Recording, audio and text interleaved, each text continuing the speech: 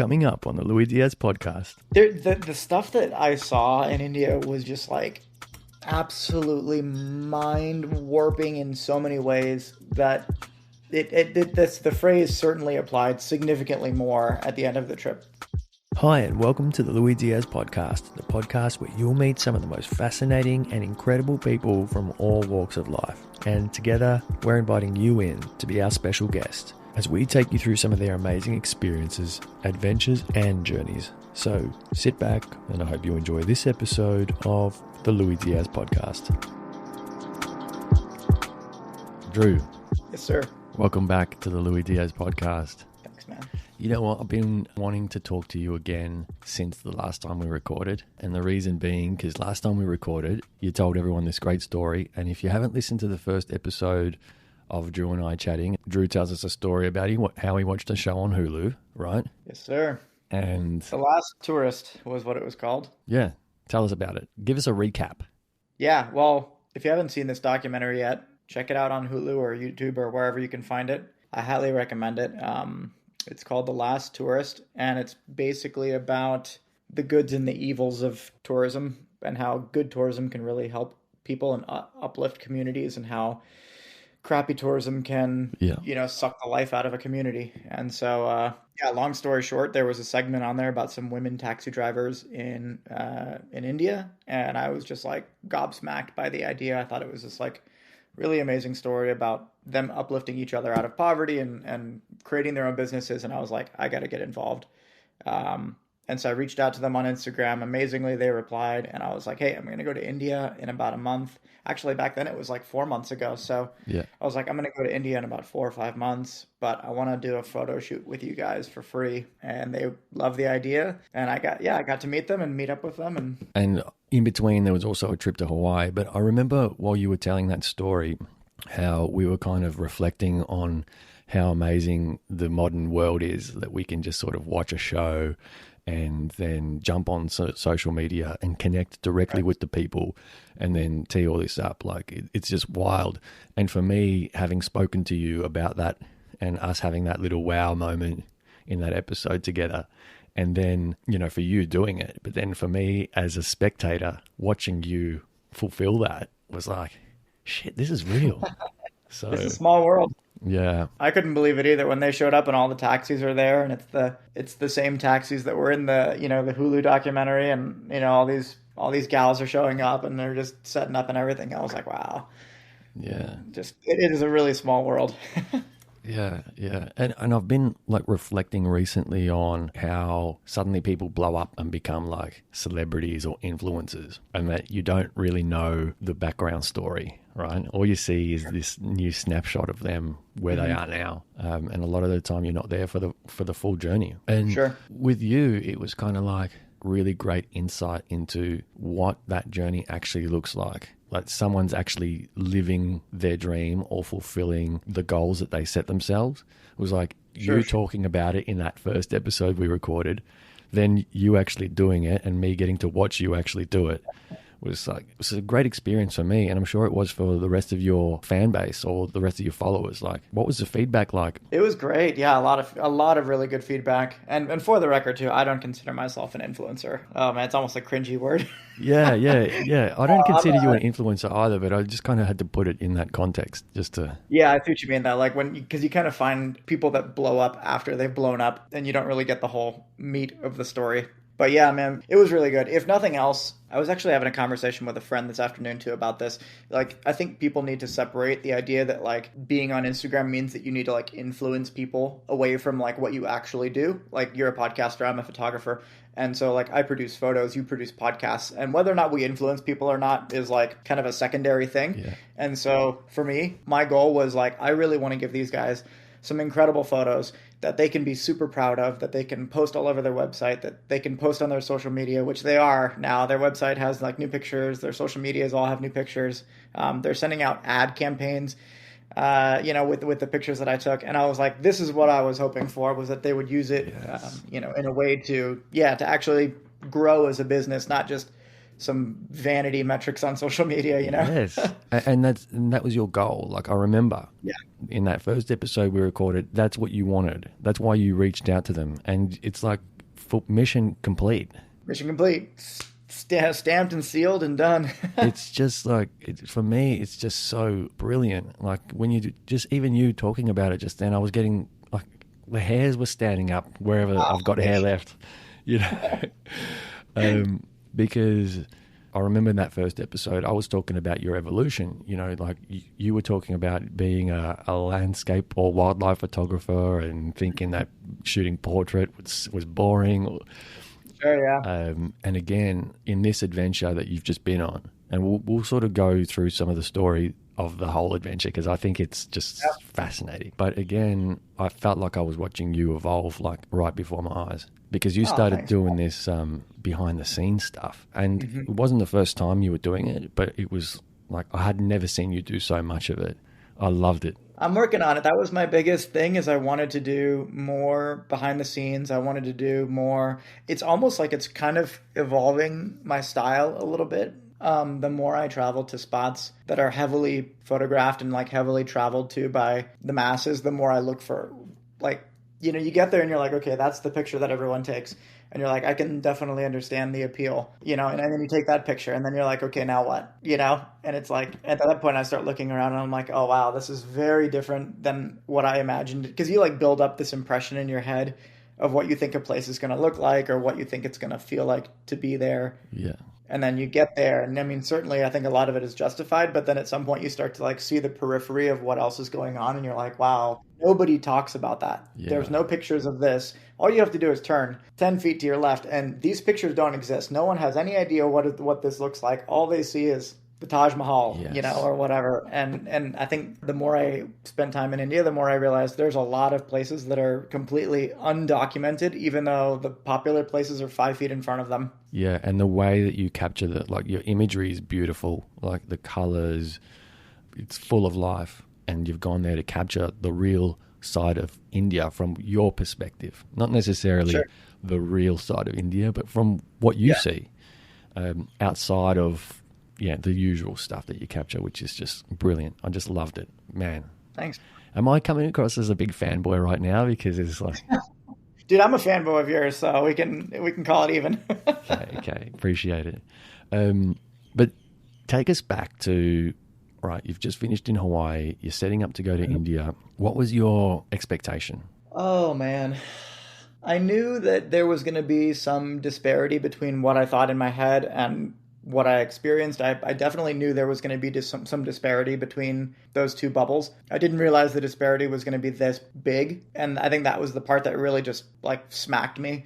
I mean, I've been in, you know, the favelas of Brazil, which is like widely considered one of the most dangerous places, you know, on the planet. You know, with gangs roaming the streets and, you know, stuff on fire, and so I thought that I've like seen a lot. And then I went to India and I was like, holy crap, I have like had no idea that that bubble could be so far apart from the other side.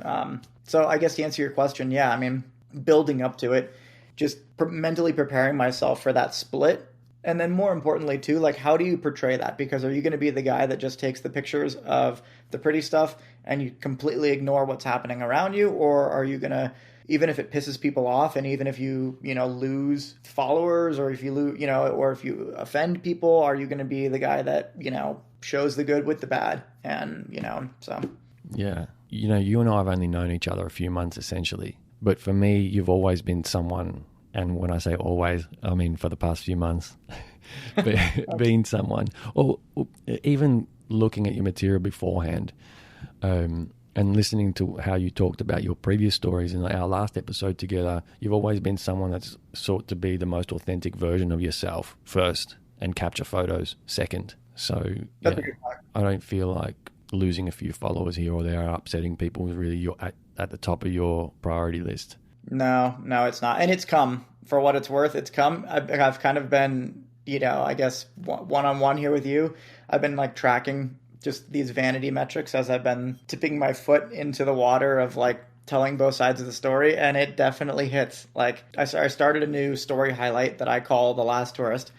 where I've been kind of putting in stories. So I'm not like publishing feed posts or doing like huge, I'm not UNICEF. My job is not to like bash the government or anything like that. And so my feed will always be like the beautiful side of a country. And then it'll always maintain that. I'm never going to post feed stories about, sad stuff or depressing things. But I did start posting some stories to show the authentic side of like what was going on. And I posted it to that highlight. And within like hours, I was losing, 40, 50, 60, 100 followers a day. I think I lost like 600 followers over the course of 2 weeks. But it's leveled off now. So I think all of the people that just really didn't want to hear that story have jumped ship, and it's starting to break even. But no, that's super interesting. I think I really love what you said at the beginning of our chat just then about us needing to abandon the idea that being on social media automatically makes you influential. And I think that's a really great point that you made, but it's a two-way street that people on the other side, it's like the viewers need to get rid of that idea as well. I mean, I've been absolutely captivated by it. Like, I think the stuff that you've been releasing has been your best ever. Thanks, man. That's a huge compliment. Thank you. Yeah, no, it really is. And it's because of the behind the scenes stuff, not just like the finished glossy photos that are brilliant, but because I get to pair them up against, the actual journey and what that looked like. Right. And I was invested from the get-go. I mean, you had some dramas right at the beginning as well. Tell us about that. Yeah, I mean, it's first world problems. So, I mean, but it was fine though. I got in and my bag arrived. That was my first taste of like Indian airports, and there's like there's a huge, at least from like a Western perspective or from a non-Indian or non-Asian perspective, there's a huge difference between like the friendliness of like your everyday Indian, who is extremely friendly, very, very welcoming. They love showing you around. They want you to like have a good time. And then like airport people who are just the worst people on earth. And I don't know what it is, but that huge difference only exists in the airports. So I guess if you end up having a really shitty airport experience in India, I promise it gets better once you leave the airport. Noted. Yeah. I found it interesting there that you talked about it as a first world problem as well, the whole flight thing. Because do you honestly think that after the experience that you had in India, and it was short but all encompassing, I felt that your perspective has changed on what a first world problem is? The stuff that I saw in India was just like absolutely mind warping in so many ways that the phrase certainly applied significantly more at the end of the trip than at the beginning. It's still frustrating as hell. My bag arrived 10 hours early, and they had it behind an international gate, and the bag was like 15 feet. I had an air tag in my bag that was tracking, and I could tell them right there. I was like, GPS, it's right there. I can see it. It's there. And they're like, nah, fill out a form online and come back in 2 days. And I'm like, no, you don't understand. I have a flight to the middle of the jungle in 6 hours. I can't leave here without this bag. And it's right there. It's 15 feet in that direction. And they said, no, fill out an online form. And I'm like, so that kind of nonsense. And it took 3 hours to persuade, people that were dressed in military suits walking by to convince the guard to, leave all my stuff down and go in and try to find it, and then just that kind of drama. It still sucks. But compared to like the rest of the trip and kind of the stuff that you see and just, the abstract difference, definitely a first world problem. Yeah. And so we were supposed to be having a debate. I want to get to that. You mentioned that you were debating whether to release certain things that you saw. Maybe we'll get to that in a little bit, but you had a couple of experiences there. You went to catch up with Safari with Rohit and then the taxi cab company. So we'll go into a little bit of that. Sure, yeah. Safari with Rohit. If you guys don't follow him and you want some amazing tiger content, he's your guy. Blown away with his expertise in the field. Something that I guess I didn't consider or I didn't know about when I was on Safari, or, kind of going back to when you think of a spot prior to arriving, you have this conception of what it's going to be like, and then you get there and you're like, oh, wow, it's totally different. In my mind, I didn't realize that there's other Jeeps that are on Safari as well. And so there's a little bit of competition of who's going to be the better guide to find the wildlife, because they're either going to be the guide that finds the wildlife, or you're going to be at the back of like 7 or 8 other Jeeps that got there too late, and you're taking pictures of the back of other people's heads. And I didn't realize that was the case. And so maybe I just got very, very lucky with Rohit, because he knows exactly what the hell he's doing. And, we were there, sometimes 20, 30 minutes before people even knew that there was a tiger in the area. And we were just sitting there hanging out with this, massive 600-pound tiger, and like nobody else knew that they were there. And that's hats off to him. He really knows his stuff, and I got some of the best footage I've ever seen in my life thanks to him. Wow. So, I mean, what's the premise of the business? Is it just for tourism, or is it to raise awareness of the tigers there? Yeah, I mean, I think all of those, they're all reserves, they're all preserves, and they're being government controlled. Only a very select small number of cars are allowed into the actual parks, and the parks are split into zones. Think of it like Jurassic Park, like the different predator zones. But of those zones, only 20, I think, percent, Rohit's going to kill me for getting this wrong, but like 20% of the total park is accessible for tourism. The other 80% is completely wild. I mean, it's all wild. There's no structures. There's no fences. The tigers come and go as they please. But I guess the important thing is if they ever feel like they're tired of being, in the same zone as a human, all they've got to do is move out of that zone. So if there's 15 zones 1 and 2 are available for Jeeps to drive through, and then zones 3 through 15 are completely off limits. And so if the tigers are like, okay, I'm done showing you my cubs today, they can just leave. And you may not see them for a year because they're wandering 200 miles the other direction. Right. So a lot of it is very much like a very wild tracking experience. It's not like, they're stuck in this 3-mile area and you're bound to find them eventually, Yeah. One of the photos that you took that really I felt was just like something that you don't even see in nature documentaries was one of like a freshly clawed tree trunk. And I was like, oh man, that's real. That makes it so real when you see like the size of the gash. It was a total accident. We went on safari that morning and had no luck whatsoever. We were tracking a female, so we had her paw. I mean, we had everything. All the signs were leading to her in that area, but no signs whatsoever. And then instead of going back to the lodge and like having lunch, we were like, man, she's so close. Let's just stay in the zone because everyone else is packing up. The way the safaris work is you have like a morning game drive and then you have an evening game drive.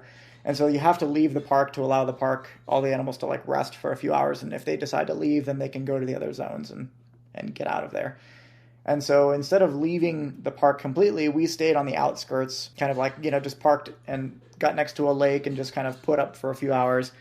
And, I was taking a nap. I passed out cold. And Rohit was, I think he was having a phone call with his family or something. But I woke up maybe an hour and a half later, and he's like, you're not going to believe what's on this tree right next to us. And that was her claws. And he said, it was probably only a few hours old. So she had come through the spot that we were napping at. Absolutely wild, man. I was like, wow, it gets real. Yeah. And there's prey animals all around us. There was, these deer and bison and that sort of stuff within 20 feet of me. Yeah. So she could have been in that hunting zone that we were taking a nap in. Yeah. And I mean, in our modern lives in the cities that we live in our communities, we've very rarely, if ever, encounter such environments where there's a real prehistoric, almost predator there. Right. Yeah. I think my favorite part of the game drives was, going back to like how all the other Jeeps, they all kind of stack up on each other. And Rohit's theory is you're either the first Jeep or you're the last Jeep, but you're never one of the ones in the middle. Either you're the one that's making either you make the discovery and you find the tiger, or you show up at the very end because then you can get the exit route for when the tiger moves.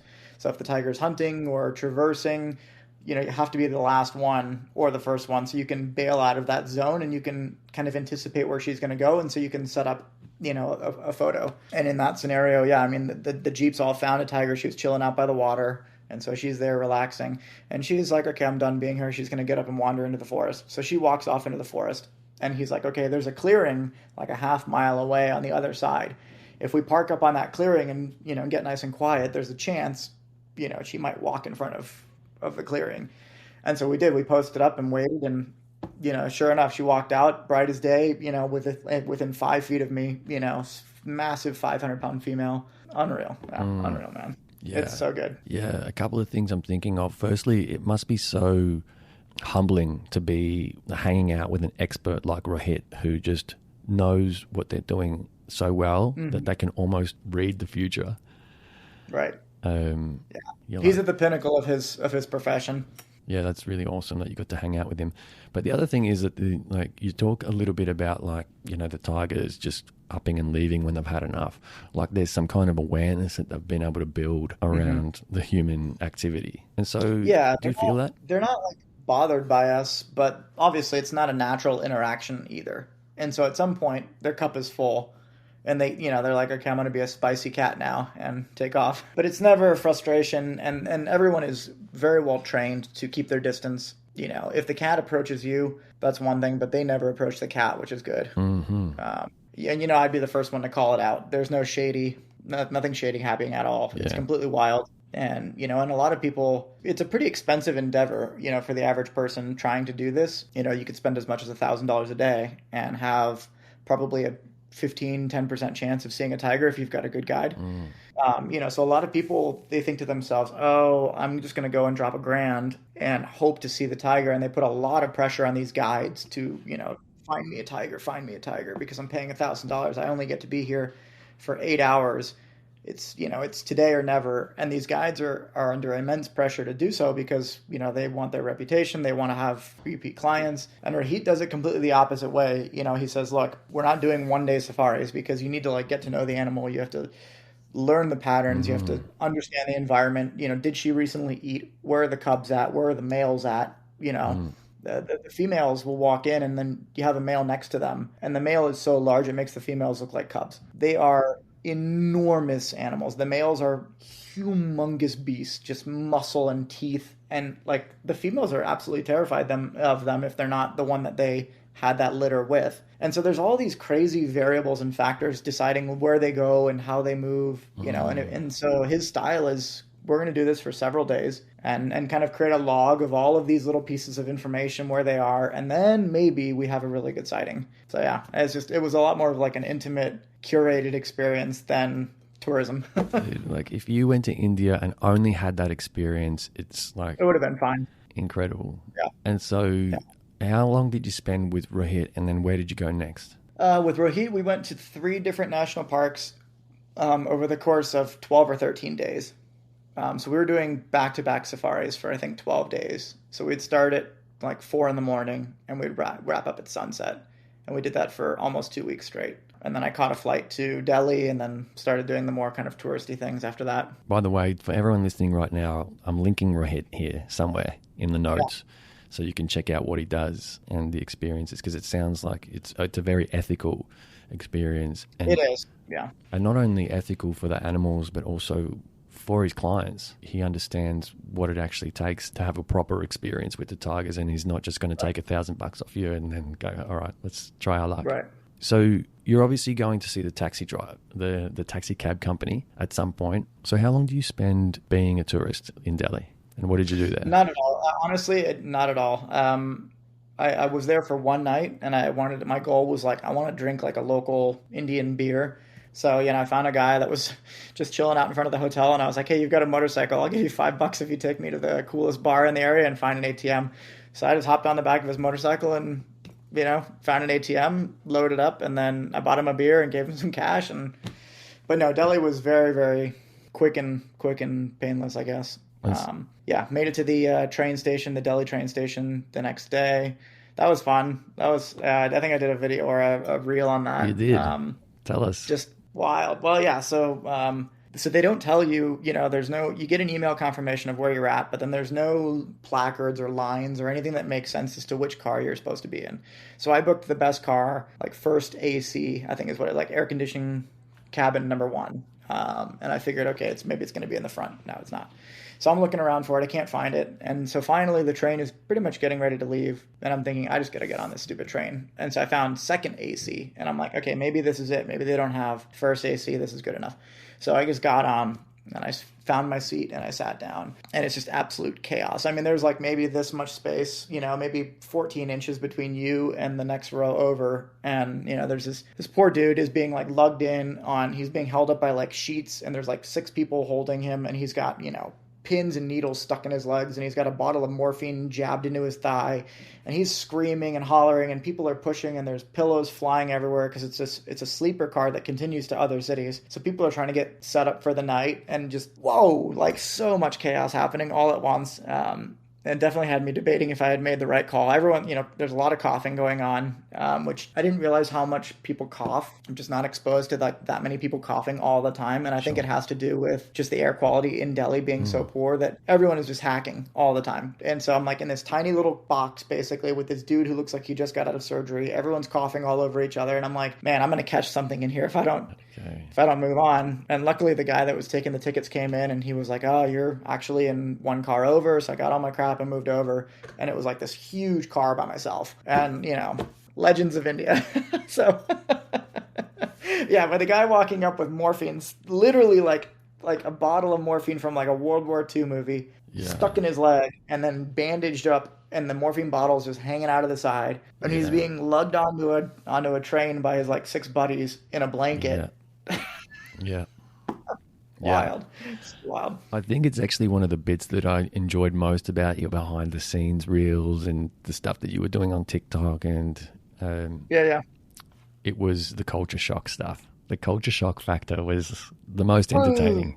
So intense. So intense. Yeah. That was definitely and my issue too, and I probably wouldn't do it again this way if I had to do it again, is that I had 2 very distinct trips. Like the first half of the trip was wildlife. The second half of the trip is like cultural landscape. And so I'm lugging around, this massive lens and all of this safari equipment and my, cold weather gear, heat gear, all this permethrin treated crap for the mosquitoes and all this stuff. Like I'm lugging 50 pounds of wildlife gear through Delhi. So that's something that I'm learning a lesson of. Maybe like make it 2 different trips. Yeah. But I made it to, where was I going? I was going to Agra, which is home of the Taj Mahal, and made it there. I met up with Nicholas again, my Danish friend. Hey, Nick. He was also there. Yeah. So shout out to Nick.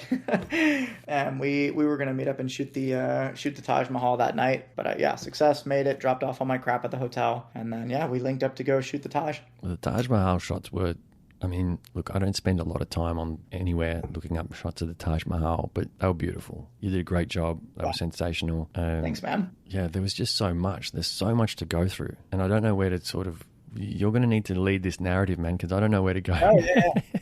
Oh, the Taj is fun. Well, so the first night of the Taj, and this is like kind of one of those cool travel stories where you're like, you've seen a cool picture, but you don't know how they get it. And the photo was the Taj. And if you see any like really big influencers or like travel photographers now, there's a certain picture that's circulating, basically a boat and a guy with like a paddle stick in front of the Taj Mahal, but it's from the riverside.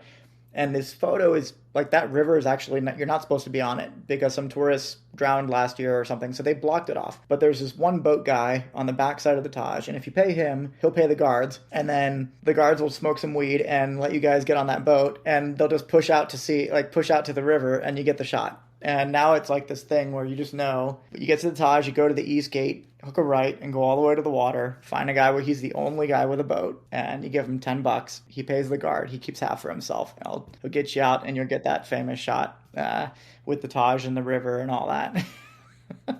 But it's one of those things where like, if you don't know, you don't know. It's not going to be on TripAdvisor. Yeah, and I'm thinking about, these really beautiful things that you learn about a community, like a society, or the way it actually functions when you arrive there, as opposed to what it's like in the books, in the movies, even on social media. Like you get the full experience. Like when I was in Italy, I got the full Italian experience. There was no substitute for some of the weird, quirky things that you can experience and some of those fun things. There's only so much that you can get off your screen. And I think like back to that original point that we were making earlier, that's what I love about like you shooting both sides of the story, is because we're coming out of the Hollywood age, man. Like we're coming out of like the glitz and glam age, and we're coming into what's real, and people are craving that more and more. And I'm not sure maybe that we're quite there yet, but yeah, I was so rapt to hear that you got such a great response to your behind the scenes stuff, because I was like, yes, give it to me, feed me more, because I'm curious, I guess. No, it's good. I mean, I'm curious too, and I wish that all of the places that I researched would show. It just doesn't exist. And maybe it's the algorithm, maybe it's maybe it's only the glitzy stuff gets published and pushed out there. I don't know, because there is a little bit of a trend on social media where people will take a popular song and they'll like lip sync over it, and it's like this terrible twisted version of the song, and they'll tie that with the social media picture, and then like the huge lines of people waiting to get that picture, and it's like Instagram versus reality. Yeah. I've seen this trend now, and it's popping up, and it's more and more. So I think people are kind of over the bullshit, you know? Yeah. I've seen a couple of those Instagram versus reality posts, and Yeah, I like it. I like it. I mean, on one hand, it's like I get the concept. I think that they love to bash the crowds, and the crowds, I think, is like the poorest example of that Instagram versus reality, because any place that's beautiful is going to have crowds. That's just the way, like, there's, 8 billion of us or 7 billion of us floating around in this rock. There's going to be crowds of people, regardless. But what they should really show, in my opinion, is like what else is going on. And maybe not the crowds, but like, let's talk about, the overcrowding. Let's talk about the fact that people are living on $2 a day. Let's talk about the fact that there's no electricity in a third of that city, and that sewage is literally running through the streets and kids are playing in it. That should be the Instagram versus reality, not, I spent 3 hours waiting in line to go to the Taj. Because that is Instagram too, that is reality. Yeah. I don't know. I think we're getting there. I think we are. But it's people like you that are taking us there. And that's the thing. That's the thing about being... you as well, my friend. We've got some travels planned. I can't wait for us to do this together. Yeah. But, I mean, that's the thing about being a trailblazer, right? Like, you notice that there's a gap somewhere in an industry, any industry, for example, like the social media industry, the content creation industry. You notice that there's a gap, and that gap speaks to you enough for you to be the one that goes to do it. And it's not going to be popular at first, sure, but there's just so much merit behind it, because I mean, you've had an experience that most people that follow you will never ever get to have. Why wouldn't they want to see like the full side of it? Anyway, I've talked about that enough. But so you're in Delhi, you've caught up with Nick, the Taj Mahal. When do we get to the cab company? Yeah, so we wrapped up with Agra and the Taj. Got to shoot that. Yeah, that was an amazing experience. And then I caught another train to Jaipur, which is kind of on the desert side of India. Met an amazing family that talk about hospitality. So I sat down, and we're all sharing this bench. And this, I'm just like in the middle of this Indian family, his mom, dad, kid, and like some other people joined us as well. And she just pulls out this spread of just amazing food. And there's no question of like, is this little white boy next to us going to eat or not? He's going to eat. He's hungry. I wasn't hungry. I actually turned down the food. I was like, no, I don't need, like, please don't. And she's like, no, this is for you. Like, we share here. And she just opened up this huge spread and was just piling on food and making me this stuff. And it was some of the spiciest food I've ever had in my entire life. I killed this bottle so fast, and they thought I was going to probably have, a coronary. It was just like, I'm just in the corner red. But, they told me more about their culture. I told them that I was going to Jaipur and kind of what I wanted to do. And then ultimately I was going to be going to Varanasi. Varanasi is, to Indians, called the City of Light, and then to foreigners, they will occasionally call it the City of the Dead. And so it gets a little bit of a bad ring. Indians are not necessarily huge fans of it being called the City of the Dead. They prefer it to be called the City of the Light. But that was Varanasi. That was the final goal. And they were really, really friendly about kind of explaining the culture and what to look for and why people do the things that they do. And it was a nice little preface to it while I was eating their food. Yeah, what a great experience to have. So, I mean, you just bumped into this family, right? Yeah, I was just sharing a bench with them on the train, and they just opened up this huge spread, and it was a 5-hour train ride. Yeah. And so I asked them everything from, I love, one of my favorite things to do if I'm like trying to break the ice is bring up politics, because people always have an opinion about who their PM or their president or whatever. And I love to ask, is he a good person? Is she a good person? And why? One way or the other. And sure enough, there's going to be like some little disagreements between the cab people, and they'll be like casually bickering back and forth. And you just get to like watch this whole thing unfold. And so, it was politics. It was religion. I got to learn a little bit more about Hinduism. Obviously, I got to learn the cultural side of where I was going. And, it was just a great experience. It was like some of the best 5 hours of the trip. Yeah, it's funny. When I studied film and television a long time ago, and we were studying documentary filmmaking, and the premise or the debate that documentary filmmakers have is how much to engage with the environment that they're in. And I found that debate really interesting. And just listening to you now, it kind of reminds me of that debate, because there's Drew, that could be just going there to, take the photos that he's promised, and to, get all the amazing shots and then go home. And if you go there with that mindset, you could be totally tunnel vision, and you might even still have that experience with the beautiful Indian family on the train, but you might not remember it, or you might completely forget about it. It might not be worthy of talking about on a podcast. But that's the thing I love about you, is that you're willing to engage in your environment, and the stories that have got nothing to do with the photos that you're taking are still the ones that mean the most to you. Yeah, you're right. Those are the ones that mean the most. I don't actually keep on my actual phone. I don't keep any of the photos that I publish. One, because they're enormous size-wise, but two, because they're on Instagram. I don't need them on my phone. But the ones that I do keep are, me taking a selfie with all these people sharing lunch, talking about the craziest random stuff on a train. We're getting that shot to show everyone, by the way. Yeah, man. Yeah, I have it on my phone. I'll send it to you. But yeah, I think going back to that, my idea of engaging in any sort of experience where you're there to sort of capture something is that you are part of the environment, and you have a responsibility to engage. I think we were talking about wildlife documentary filmmakers at the time. Mm-hmm. This is going back, and I sat in a lot of classes over those few years, and this one really stuck with me around how certain wildlife documentary filmmakers, they'll see a lion cub going into some water and drowning, and they won't save it because they feel like it's not interfering with the circle of life in a way. But what is that? What does that actually mean? I mean, if you save the lion, on one hand, though, we are part of the circle of life, so it's you're choosing not to interfere with their circle of life, but we're all on this thing together. I don't know. That's an interesting, yeah. And where do you draw the line? Exactly. Where do you draw the line? But for me, I was like, I'm fucking rescuing that lion cub. I'm doing it because I'm there. I'm part of the environment. It's right. That old... You're in the circle at that moment. Yeah, that's it. It's that saying, if a tree falls in the woods and there was no one there to hear it, does it make a sound? Right. I love that. Yep. Yeah, I think there's definitely, that's a very high level observation, don't interfere, but we've got this giant noggin in our head that can do some really complex processing and understand okay,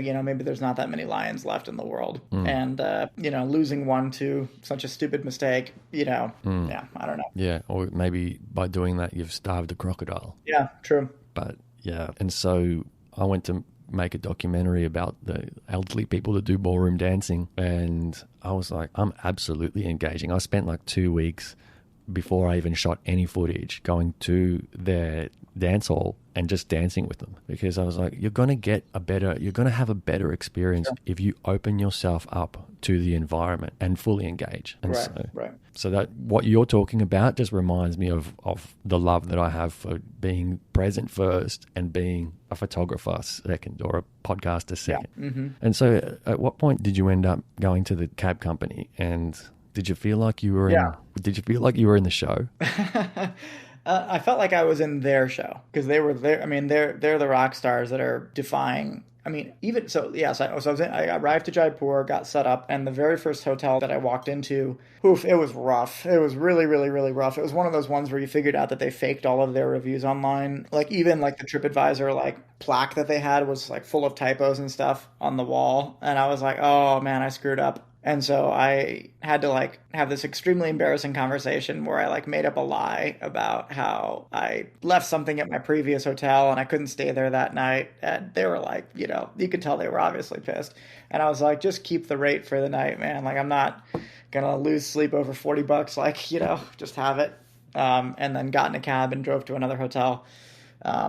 Set up much better accommodation that was, don't compromise. If you get a feeling in your stomach when you're traveling, something is not right, this is not the vibe, don't compromise. Don't force yourself to stay there. You can always make another $40 or whatever. Do what you feel comfortable with in your stomach, So yeah, I went to this other place and then met up with the taxi driver ladies. And I think the very first kind of shock with that was that, they pulled all the cars out and we're kind of in this public space, and these girls are getting absolutely heckled by everyone, honked at, being told that they're not parking correctly, and they're, you're too far over, and they're fine. The cars are fine. Everything's out of the way. It's just, you got a bunch of, kind of early 20s girls that, are driving cars, which straight up doesn't exist in India. And they're being hassled by all these, 50, 60, 70-year-old taxi drivers. who of course are all men, and they're just ripping into them, giving them a hard time about how they parked and, whatever. And it's just like, wow, the shoot started at 8 a.m. or 7:30. And this was already like, this is how they're starting their day, is getting harassed. So I was like, okay, we need to shift the focus away from that and really make it, exciting and like awesome for them. And I want them to come out of this feeling great about the experience and not, remembering all of the nonsense that happened just now. So that was my mission. And I just wanted to make them feel like they were the stars of they are the star of their shows, and they deserve the shoot, and they deserve all of the attention. And so, yeah, we did some photos, we did video. We even did like a little car chase scene where I got, I was like hanging out of the side of one of the cabs, shooting while they were driving. And it's awesome. The footage is great. I need to see that. I don't think I caught that. Yeah. No, I didn't post that. I only posted a handful of photos. Yeah. I haven't? Okay. Yeah. I'd love to see that. Yeah. But I remember a picture that I saw that you posted of them, and they just look so happy. They look so thrilled. Mm-hmm.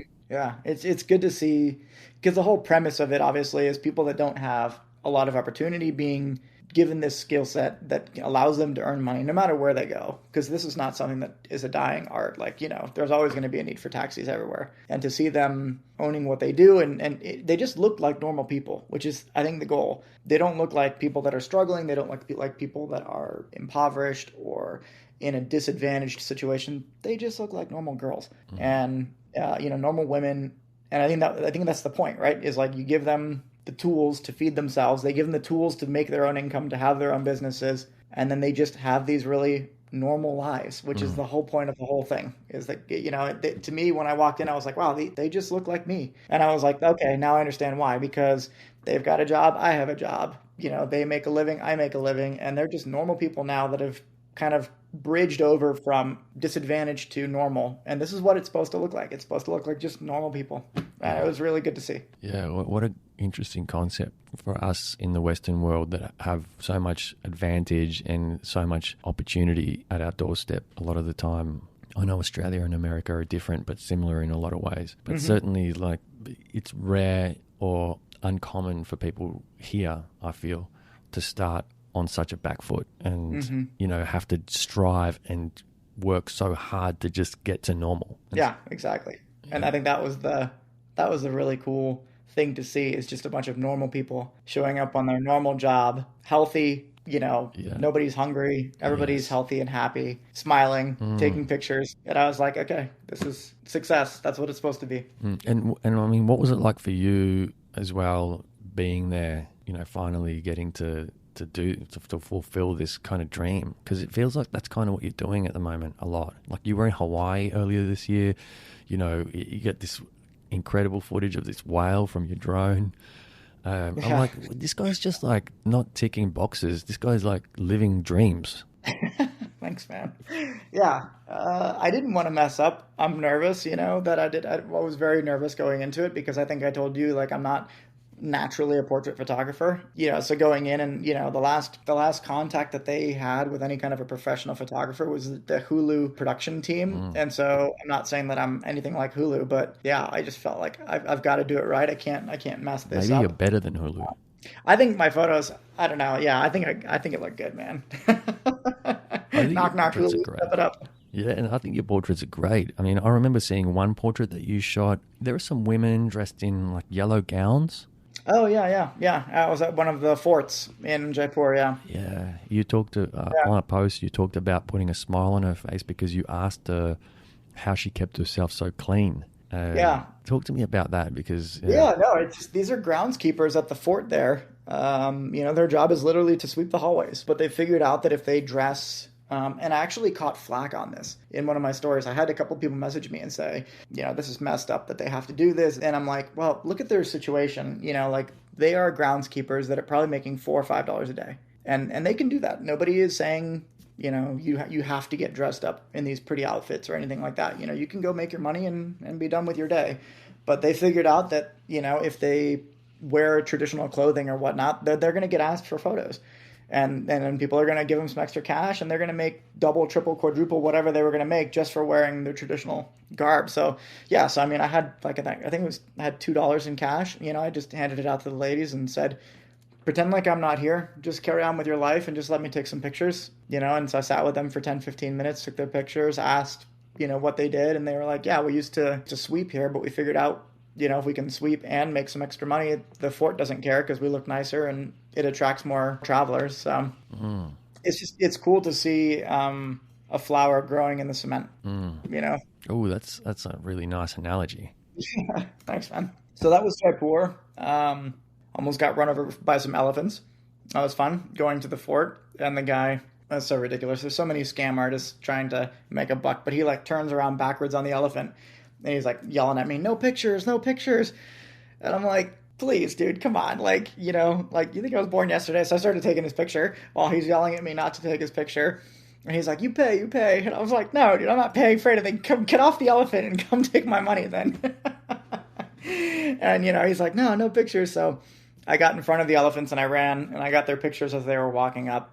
And eventually he just gave up after. It's you have to almost read through a very thin layer of bullshit first. In a lot of the more touristy popular areas, there's almost always a layer of bullshit that you have to cut through. And then you get the real answer of what's going on in that particular spot. Yeah. And that's one of them is no pictures, no pictures. There's no rules against no pictures. The cops don't care. Obviously, you're supposed to take pictures. They're just trying to, grub you out of some cash. So I got in front of the elephants, took my pictures. They gave up bothering me and kept going. And yeah, that was the end of the fort. Yeah, you had some other really interesting interactions. There was a taxi driver that was taking you places as well.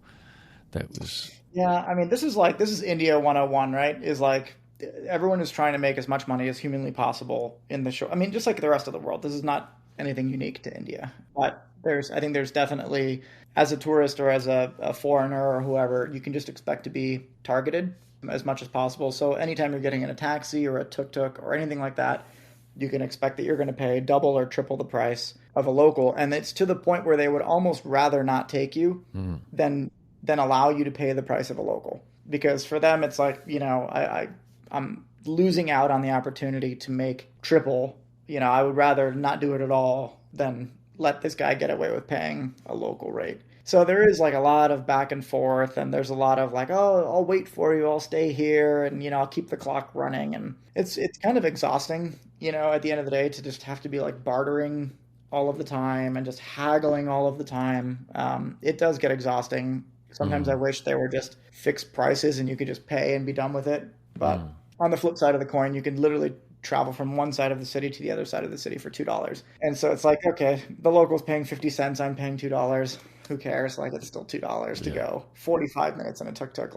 Yeah. What are you haggling for, man? Come on, just give up. I'm the $2. not. Yeah, exactly. At this point, I am as long as I'm paying at least the tourist rate, if it's $2, cool. And so, yeah, but sometimes they would even try to go above and beyond that. And so you just have to know what the rates are and stick to it. But, yeah.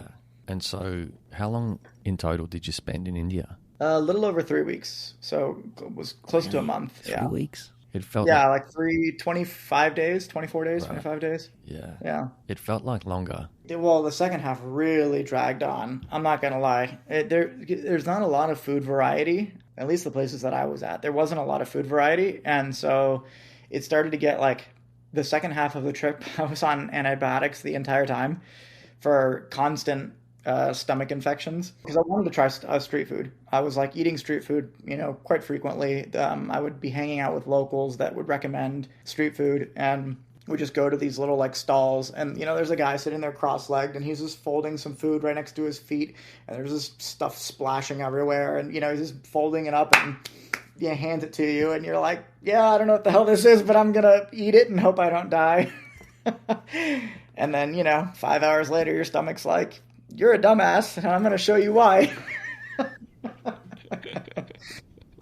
So luckily I had, some antibiotics. I have some leftover ones, but luckily I packed some with me for kind of the emergency Z-Pack experience, and that saved my ass and got me home. But No, I remember at some point during your trip that I was giving you, I was having a laugh at some of the food that you were trying, saying, come on, man, we have Indian restaurants here all the time.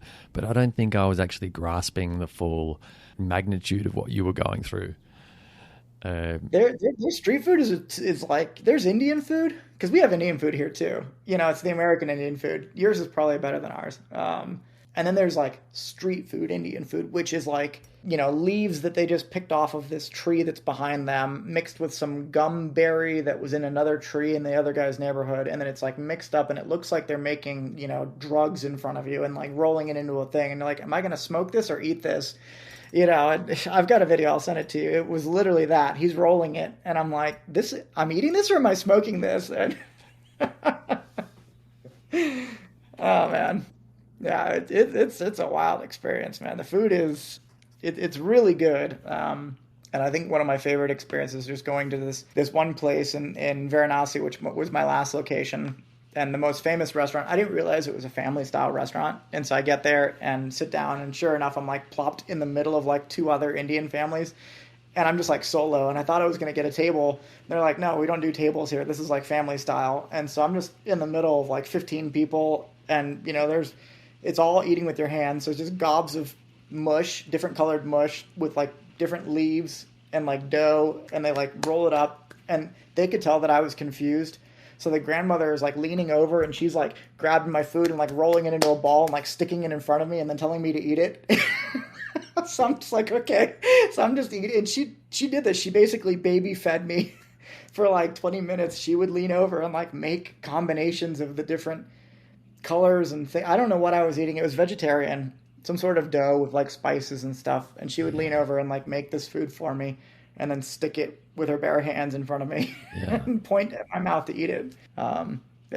Just. Yeah. Big culture shock. Yeah. Like big time, which is. It was good. I mean, not like in a bad way, just. No, it was a good, I mean, how many people can imagine their grandmother making a total strange dude food with her hand and then telling him, like, no one would ever do that. Like, that's such a warm, welcoming thing that just doesn't exist in most of the world. Yeah. And that's, I'm really glad that you said that because it really feels like you had the two spectrum, like two ends of the spectrum with this whole India experience. It was only 25 days, but it just seemed so jam-packed.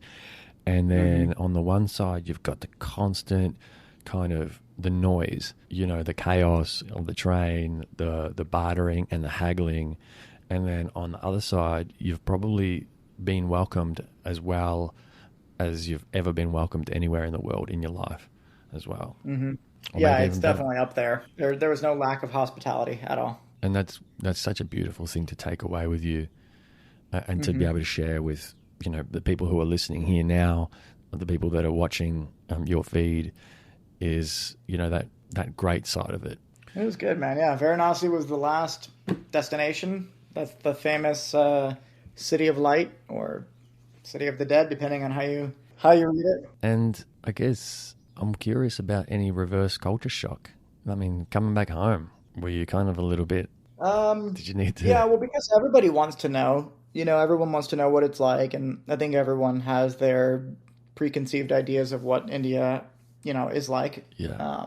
And I just give them the boilerplate. Oh yeah, this food was spicy, and there's a lot of taxis and whatever. I just leave it at that. But like Varanasi, that last location, that was like one of the most. Man, I mean, I'll be honest with you. I ended up I threw away the shoes that I wore to that trip. I had like 3 pairs. I threw away all my shoes. I threw away multiple pairs of clothing. Why? That I was wearing on that spot, just because they became so contaminated in Varanasi, and like so my friends will ask, what was India like and what was the experience, and I'm purposely leaving out Varanasi because I think that Varanasi was such a incredibly, it was just like so overwhelming in so many ways, to the point where I literally just threw away my shoes because I didn't, yeah, it was one of those kind of things. And that's the one that I'm debating about, like, how much of this, do I publish? How much of this do I actually put out there? Because it's like very, very stark compared to the rest of India. But I need to know what that is.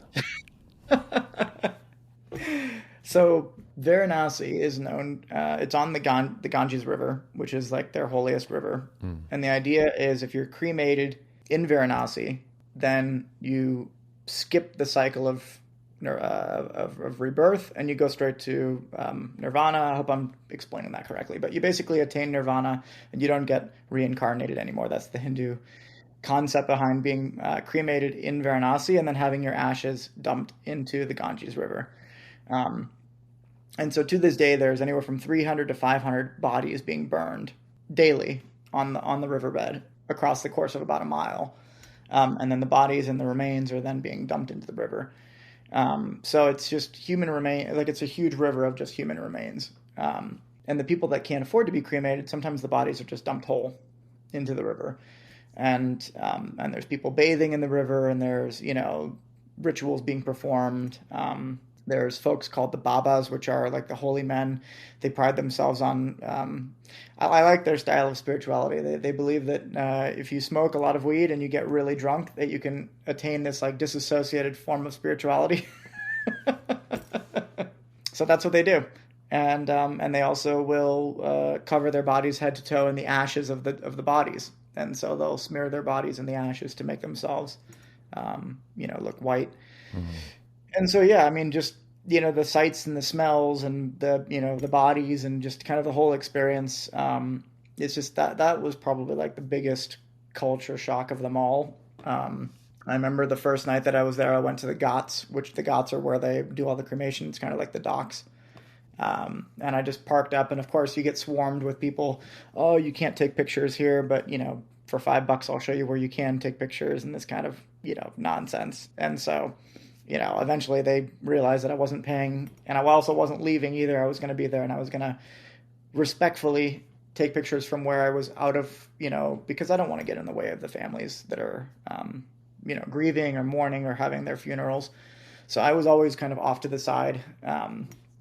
What I really wanted to photograph was the untouchables, which is like this caste. I'm sure you're familiar with like the caste system in India, where they you have like first class citizens, and then kind of your middle people that work and whatever. And then the bottom is considered like the untouchables, the people that tend to the bodies and keep the fires going. And, the folks that are almost not even citizens is kind of, and it's supposed to be a system that was done away with, but it's very much there. And I wanted to photograph the people, and that's some of the portraits that I'm the most proud of, that I'm excited to post, hopefully, is just, these average everyday people tending to the fires, and 24/7 keeping them going. Like I'm sitting on the stairs there, and there's, this body that's on fire, and one of the arms literally snaps off and rolls like 4 or 5 steps down. And this guy, who's tending the fire, walks over with these big, they kind of look like chopsticks,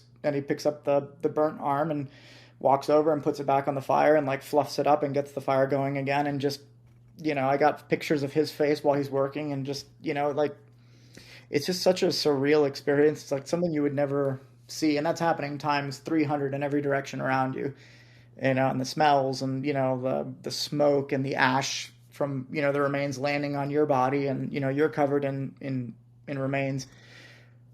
Just mind boggling stuff. Yeah. And then, and then kind of the kind of the hallmark, like, holy crap, shocking moment, I think, was walking back. And I stopped at one of the docks because there was a guy selling water, and I bought a water, and I sat down, and I'm like looking off, and this almost sounds fake when I like say this out loud. And I had to research what these guys are called. I think they're called Agadi, or I think it's called Agadi. I'll have to research it, but they are the other side of the spiritual spectrum from the Babas. So they practice kind of like the darker side of that spirituality, and they're the most famous for cannibalism.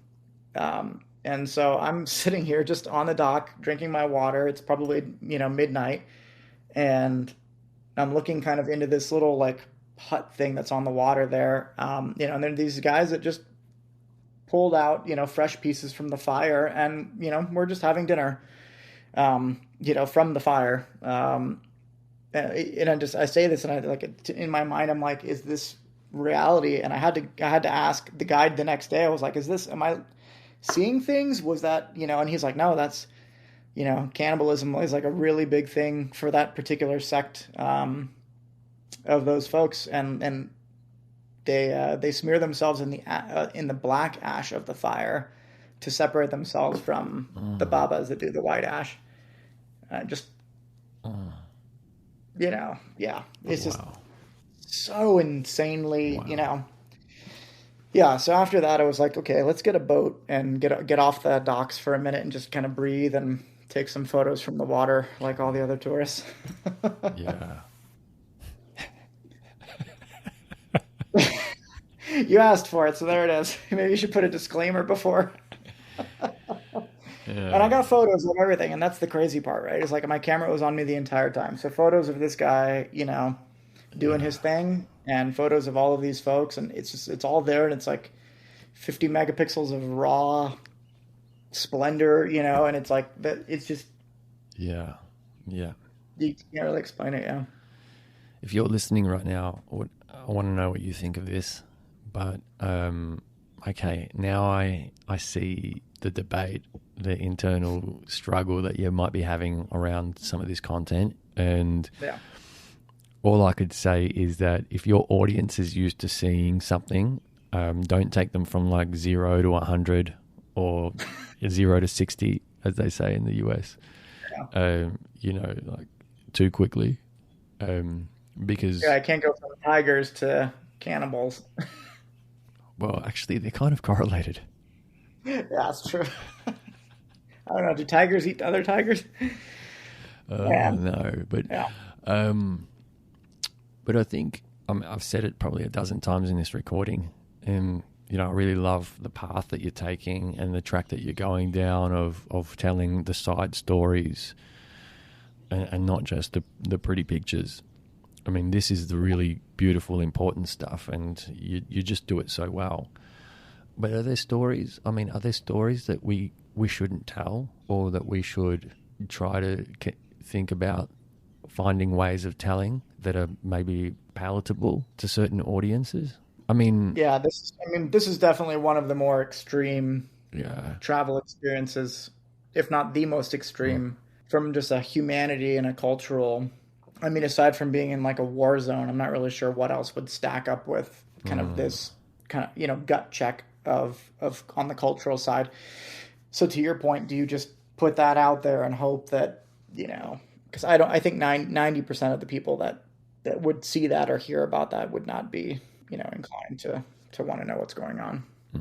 Nor is it necessarily like a bad thing. Like, for me, it crosses the line morality wise, but for them, that's their religion. It's their experience. It's what they've been doing for 6,000 years. Those Ghats have been around longer than most civilizations. It's one of the oldest, if not the oldest cities in the world.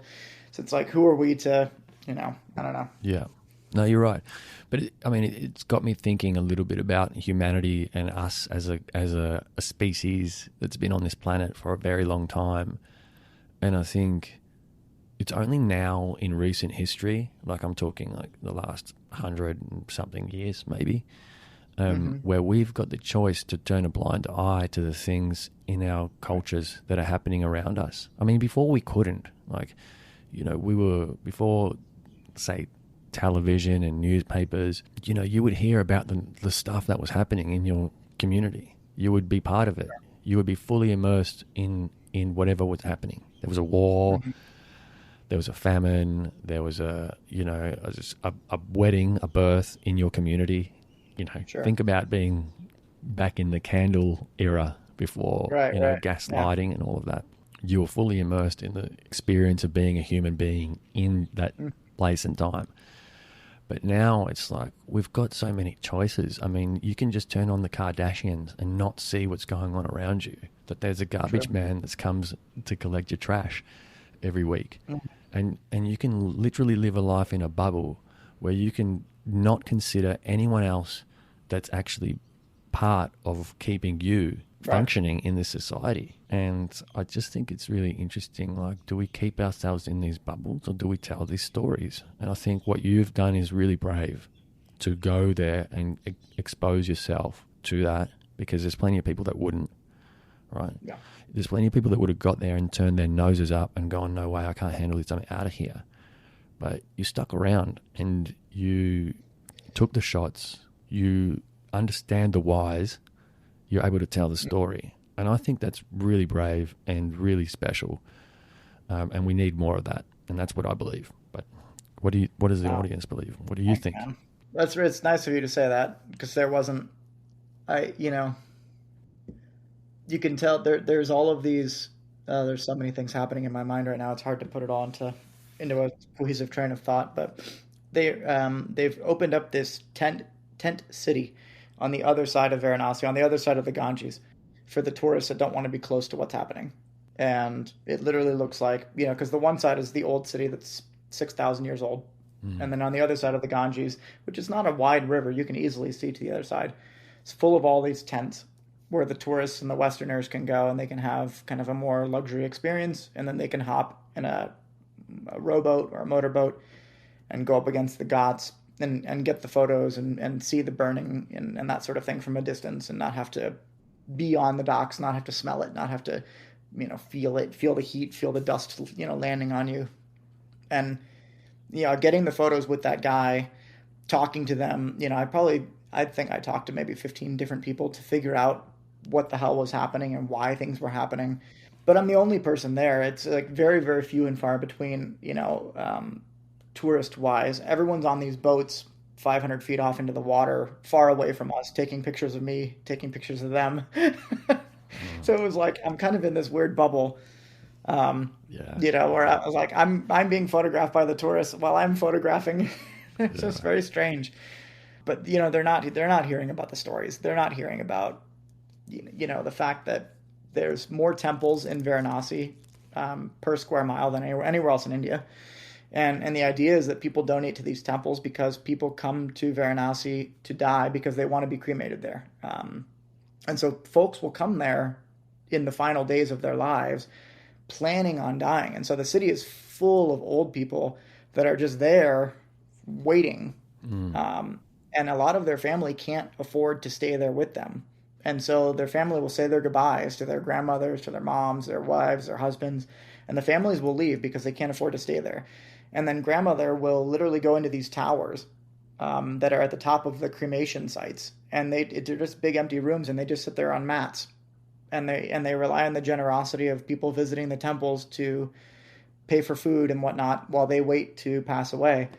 And, and you don't get these kind of stories. You don't figure out why. You're looking at it from a boat 500 feet away, and you see, people are being cremated, and that's all you know. And you don't understand that the buildings behind those are full of old people that are, waiting to pass away here because that's incredibly important to their, spirituality. And there's just so much more behind it that is completely missed. And it is sad that you can't talk about it. Because I think if I were to put out some stories explaining this, assuming they didn't get flagged by social media and shut down, I'm not sure people want to hear about this anyway. It's a weird spot to be in.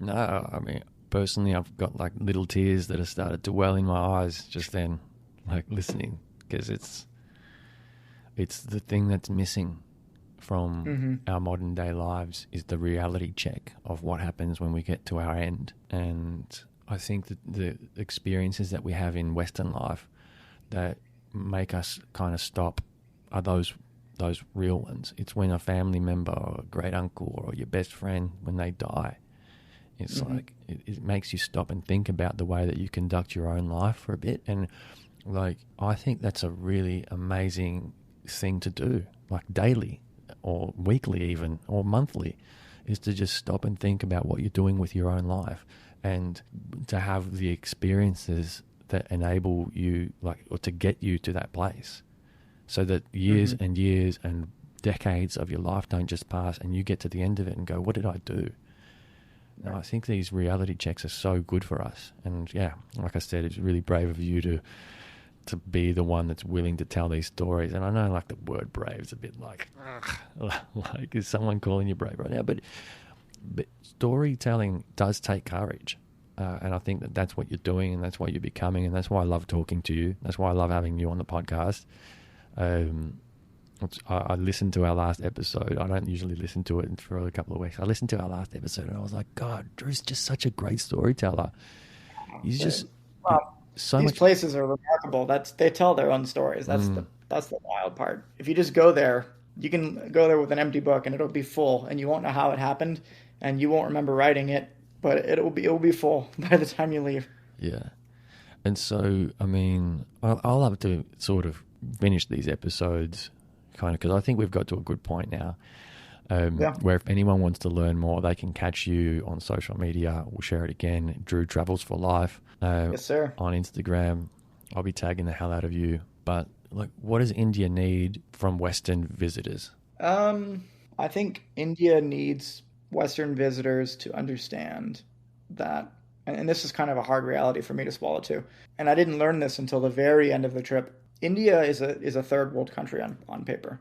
And walking the streets of India, it feels like a third world country. You can't drink the water. The electricity randomly shuts off. In metropolitan cities, the whole entire hotel will just shut down. And they have to have backup generators or everything just stops working. The food, there's so many like things that people perceive as like negatives. And I think that the world needs to realize that the reason that this is the case is because India has been the stomping ground of empires. Like they were taken over by the Mughal Empire. They were taken over by the British. And if you look at the technology and the healthcare and what India had before those two major powers came in and just strip mined the entire country, the British particularly, their technology was incredible. They had some of the best healthcare in the world. They had some of the best, sanitary systems in the world. Mm-hmm. And then after the British came in, and after the Mughals came, and they knocked them down 200-300 years worth of technology, and then they left. And so what we're looking at is like a country that's rebuilding from basically being ravaged by other larger colonizing nations.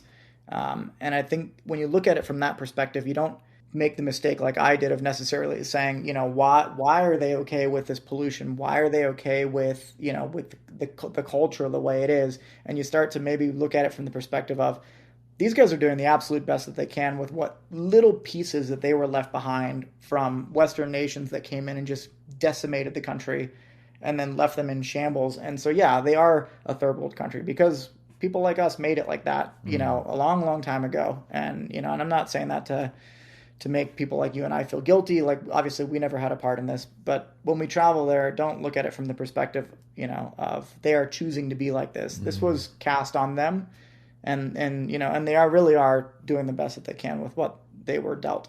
Yeah, I love that. I love the historical context that you add to it. So important to consider history whenever we're engaging in the modern world. Why is something the way it was, the way it is? Well, it's because of something that happened a while ago. It's not just a snapshot that you're seeing right now. India got its independence in what, like the 60s or the 70s? This is not all that long ago. My mom was around when India, she was like a teenager when India got their independence from Britain, so this is not all that long ago, which it's wild to think about. Yeah. Yeah. And look, I'm absolutely chuffed to have had you back on the show again, on the podcast. Thanks, it's just, it's been a great couple of months to sort of be watching you do your thing, Hawaii, India, and just feeling inspired by you. And I know that you said that you don't consider yourself an influencer at all, but I think you certainly influence me because I get to see someone that I really respect on a personal level actually going through with the things that they say they're going to go through with, which is really rare.